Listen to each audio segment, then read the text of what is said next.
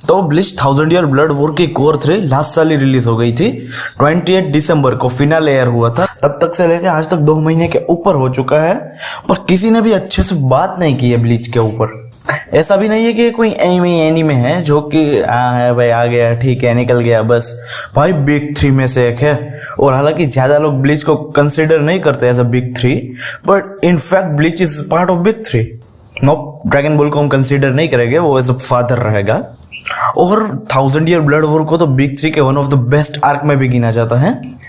मतलब स्टोरी अच्छी है, कैरेक्टर अच्छे है, एनिमेशन तो गॉड डैम भाई जबरदस्त, एकदम चुम्मेश्वरी है। फिर भी किसी ने भी इसके बारे में बात नहीं की। जब बिग 3 या फिर ड्रैगन बॉल में से कुछ भी नहीं आ रहा था, तो अब न्यू जनरेशन में वन पीस एंड ब्लीच ही है जिन्होंने पूरी बिग 3 की और पुराने एनिमेस की लेगेसी संभाल के रखी है। वैसे वन पीस के तो काफी सारे फैन हैं, पर पिछले साल वो भी अभी ब्रेक पे है, और तब जाके कोर 3 आई। और फिर भी पता नहीं क्यों इसके बारे में कोई बात नहीं करना चाहता, लेकिन हम जरूर करेंगे। और अगर आप लोगों ने ब्लीच या 1000 ब्लड वॉर नहीं देखा तो ये वीडियो फुल्ली स्पॉइलर होने वाले हैं। पर पहले जिन्होंने कोर 1 एंड कोर 2 देखी है पर कोर 3 नहीं देखी, तो उनके लिए एक विदाउट स्पॉइलर टॉक भी होगा, और उसके बाद स्पॉइलर टॉक तो अपने हिसाब से आप स्किप कर सकते हैं। और कोर 3 देखिए तो पीछे ही होगा स्पॉइलर टॉक। ओके, तो आप अपने हिसाब से स्किप कर लीजिए। तो शुरू करते हैं नॉन स्पॉइलर टॉक पहले। तो कोर 2 जहां पे खत्म होती है बिल्कुल वहीं से कोर 3 शुरू होती है। इचिगो एंड उसकी टीम सोल पैलेस के लिए निकल गए हैं। यहवा और स्क्वाड 0 की फाइट होने वाली है। यहवा वर्सेस इचिबे कंटिन्यू होने वाला है। इचिबे अपनी बानकाई दिखाएगा। यहवा की ऑलमाइटी अवेकन होती है, जो कि ट्रेलर में भी दिख गया था। फिर वहां इचिगो एंड सब आ जाते हैं सोल किंग को बचाने, और सोल यहोवा को रोकने की ट्राई करते हैं, और इसमें पूरी कोर 3 निकलती है। तो एंटायर सीजन में सोल रिपर्स क्विंसिस को रोकने की ट्राई कर रहे हैं। यहोवा के पास अब सोल किंग की पावर है, और उससे सिर्फ रोकना है वर्ल्ड्स को डिस्ट्रॉय करने से। तो और पूरी सीजन फुल ऑन एक्शन है, सारे कैरेक्टर्स के अलग अलग एक्शन अलग अलग जगह पे हो रही है, और वो देख के जो भाई मजा है, एकदम मजा है। और एक्शन सीक्वेंस भी ऐसे नहीं कि भाई जो कि दूसरे एनिमे में होती है, लड़ते लड़ते सिर्फ लाइट ही दिखती है और कुछ नहीं, बैकग्राउंड में एकदम बेकार एनिमेशन हो जाता है। नहीं, फाइट मतलब बेस्ट, एकदम पीक एनिमेशन अच्छे, एक्शन कोरियोग्राफी एकदम बढ़िया। और इसके अलावा भी कोर में बहुत कुछ होता है, पर वो सब स्पॉइलर टॉक हो जाएगा। बहुत सारे कैरेक्टर है जो कि अनएक्सपेक्टेड कमबैक करते हैं, जो कि क्लासिक ब्लीच पे थे, और अनफॉर्चुनेटली काफी कैरेक्टर्स की डेथ हो जाती है, और जो है सीजन को इमोशनल पार्ट भी बना के रखती है।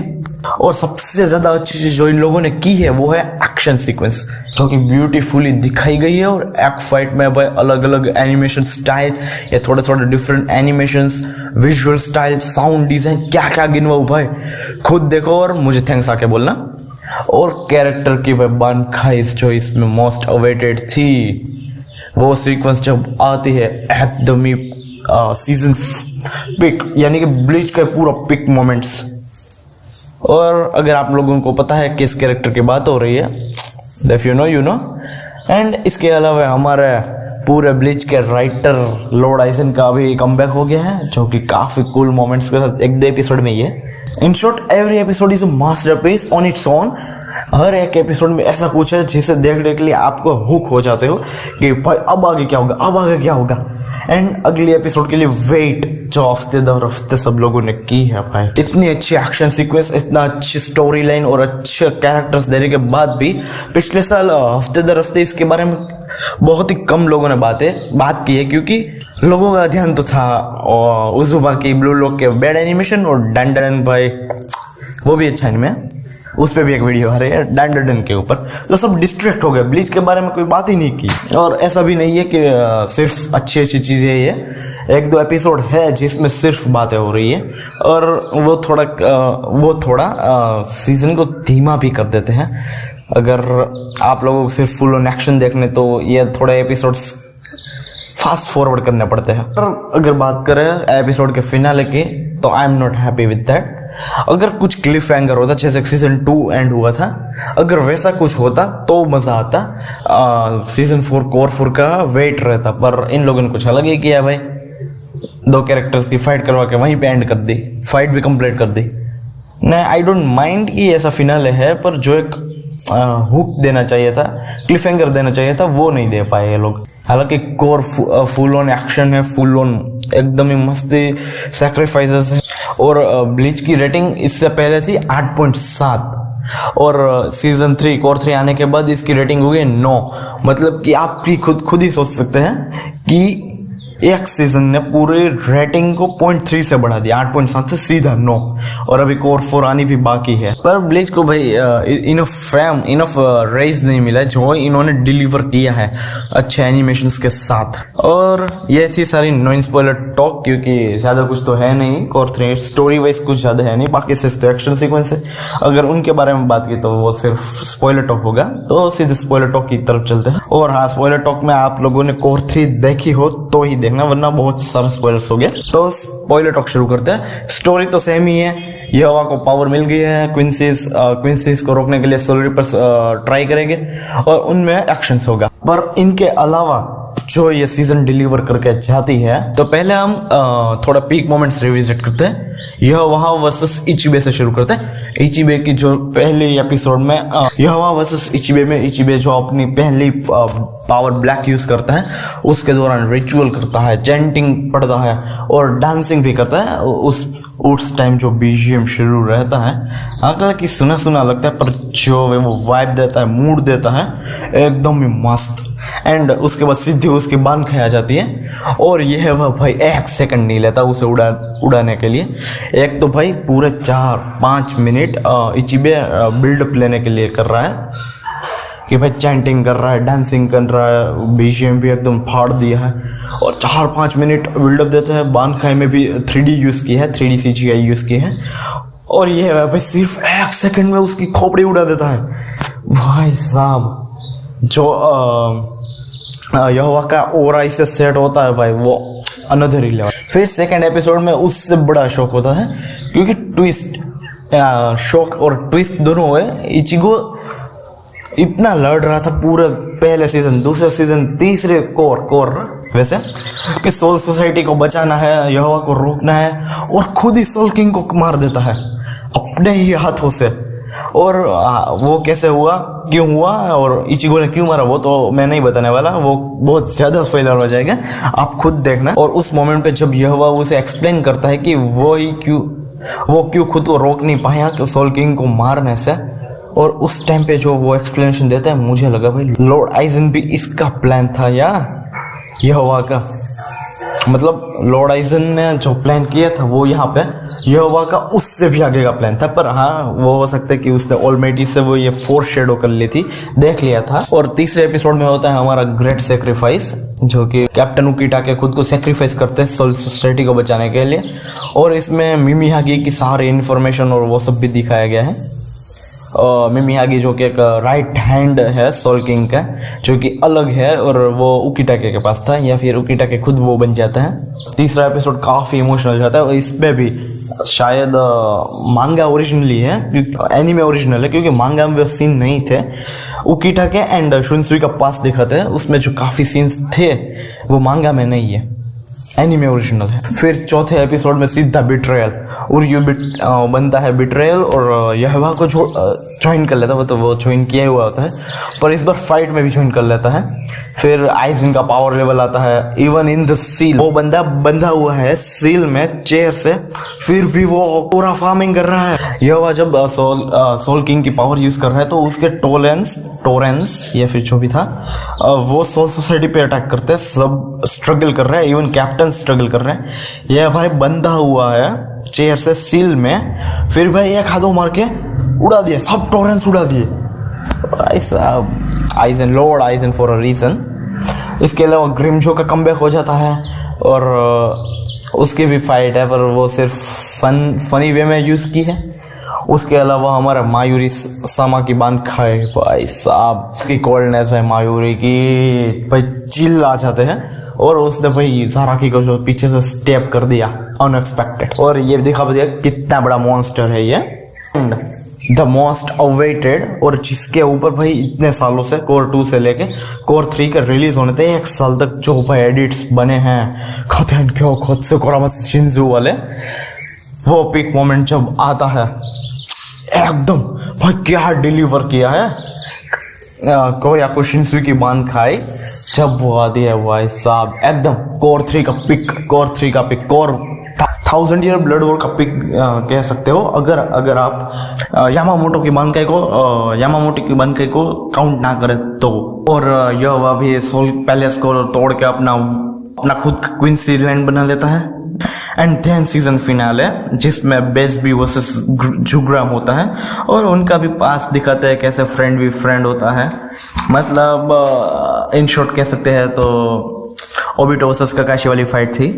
और अगर कोर 4 के लिए बात करें तो उनको कोई क्लिफ हैंगर भाई देना चाहिए था। मेरी ये शिकायत तो रहने वाली है, क्लिफ हैंगर देना चाहिए था। इन्होंने जुग्राम वर्सेस बसबी को दिखाया, बसबी मर गया। एंड भाई क्यों इधर क्यों रोकना था आप लोगों को? कुछ भी भाई कोर 4 के लिए नहीं ऐसा क्लिफ हैंगर नहीं रखा कि हाइप को हाइप हो, ये नहीं करना था। और ये तो स्पॉइलर टॉक्स। अब बात करते हैं कुछ अलग एक्सपेक्ट की जो इसे बहुत ही बढ़िया बनाते हैं, जैसे कि एनिमेशन इसके। हालांकि भाई मैंने ऑलरेडी बहुत तारीफ कर दी है एनिमेशंस की, फिर भी वो इनफ नहीं है। आप खुद देखना फिर बताना कि एनिमेशंस कितने अच्छे थे। भाई खराब एनिमेशंस के कारण उजुमाकी एंड ब्लू लोग चर्चा में रह सकते हैं, तो अच्छे एनिमेशंस प्रोवाइड करने के बाद ब्लीच क्यों नहीं? और इसके एनिमेशन जो थी आउट ऑफ द वर्ल्ड बनाए हैं, या कि थोड़ी ज़्यादा तारीफ, जो भाई ब्यूटीफुल इतने अच्छे हैं कि स्पेशली आपके भाई लगते हैं कि नहीं भाई ये एनिमेशन अच्छे किए गए हैं। और भाई विजुअली जो स्टनिंग है पूरी कोर, बैक शॉट्स ले लो या फिर फाइट के दौरान सीन, और इतने अच्छे हैं कि अगर आप स्क्रीनशॉट लेके सीधा वॉलपेपर पे लगा सकते हो, इतने अच्छे हैं। ना कुछ एडिट करना, कुछ नहीं, इतने अच्छे। और ऐसा भी नहीं है कि पूरी सीजन वाइज इन्होंने बहुत अच्छे एनिमेशंस की है। एक जगह एक सीन है, सीक्वेंस है वैसे तो, कि जहाँ पर मुझे एनिमेशंस ऑफ लग गए। ऑफ मतलब जो एनिमेशंस है वो नहीं, इन्होंने कुछ अलग करने की ट्राई किया और इसमें थोड़ा सा हक दिए।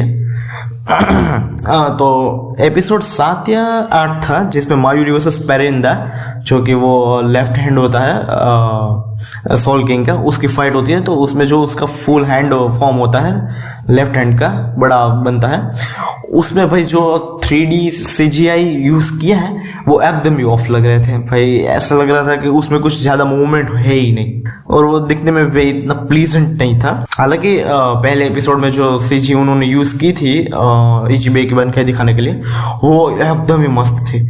और वहां से आगे सीधे 8वें एपिसोड तो इतने ज्यादा ठीक नहीं लगे मुझे। और उसके अलावा वो एक सीक्वेंस कट कर दो, उसके अलावा भाई पूरे एनीमे में भाई जो एनिमेशंस दी है, इसके लिए सैल्यूट तो बनता है स्टूडियो पीरियड को, एकदम चुम्मेश्वरी। और एनिमेशंस के अलावा दूसरे एस्पेक्ट है जो कि उसे भी साउंड डिजाइन, बैकग्राउंड स्कोर हो गया, BGM हो गए भाई कितने अच्छे। और जब शिंसुई की बांधकाई वो बोलता है, हाँ, जो स्टाइल यूज करते थे कि आपको विजुअली दिखता है कि वो कितना पावर होल्ड करता है, वो वाली जो स्टाइल दी है भाई, स्पिरिचुअल प्रेशर वाली, वो भाई इसमें वापस लाए और अच्छा काम किया। वो मुझे बहुत पसंद है। और ऐसा भी नहीं, एक सारा पिक मोमेंट इसमें आ ही गए हैं। अभी तो भाई शुरू भी नहीं हुआ है असली फाइट्स। तो अभी उराहारा की बांधकाई, योरोइची की बांधकाई, जाराकी की बांधकाई, मतलब जो भी था, आइजेंस वर्सेस यहोवा एंड इचिगो का हॉर्न ऑफ साल्वेशन, वो सब आना भी बाकी है। और वो सब आने वाला है एक साथ कोर 4 में।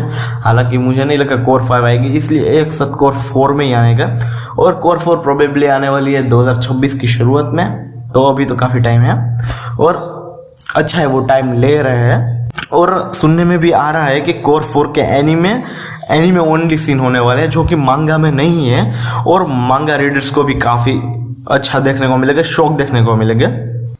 मांगा में जो इन्होंने रश्ड एंडिंग की है कि भाई जल्दी जल्दी सब निपटाई दो, और उर्यू की तो फाइट भी नहीं दिखाई है, जुग्राम उर्यू वाली, वो भी इसमें दिखेगी शायद से।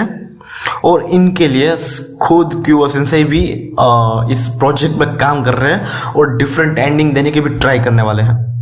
सो आई एम वेरी एक्साइटेड। और इसके अलावा भी मैं मांगा रीड करके इस कवर करने वाला हूँ जो रिमेनिंग है, ताकि जब सीजन आए तो जब सीजन आए तो मांगा और सीजन को साइड बाय साइड कंपेयर करने का भी वीडियो बन जाएगा। बस तो कोर 3 तो बस इतनी थी, काफ़ी ज़्यादा अच्छी थी, काफ़ी बिग मोमेंट्स थे, मैंने बहुत ही पर्सनली एंजॉय किए। और मैंने जापानीज़ में देखा है, अगर इंग्लिश का भी आप लोगों को देखना है तो मुझे नहीं पता आया है या नहीं, अगर आगे हो तो मुझे जरूर से बताएं, मैं बता दूंगा, डब सब कमेंट्स में बता दीजिए। और अगर आपने देख लिए तो कैसी लगी कमेंट सेक्शन में बताएं। तो मिलते हैं नेक्स्ट वीडियो में, देखते रहिए एनिवर्स, बाय।